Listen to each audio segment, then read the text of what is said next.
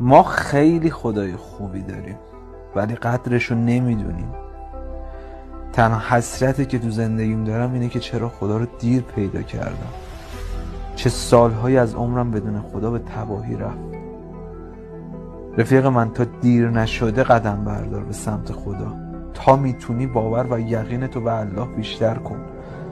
تو 1 قدم به سمت خدا برداری، خدا 10 قدم به سمت تو میاد. کافیه امتحان کنی، توکل کنی تا هدایت بشی به هر سمتی که تو میخوای. چی میخوای از خدا؟ ثروت میخوای؟ سلامتی میخوای؟ آرامش میخوای؟ تو چی میخوای؟ هر چی میخوای درخواست کن تا اجابت شود. بعد روزی میرسه که شکر خدا از زبونت نمیافته، چون میدونی خالقت کیه، میدونی از کجا این همه نعمت رو دریافت کردی. یادت باشه شکر نعمتت افزون کند، کفر نعمت از کفت بیرون کند.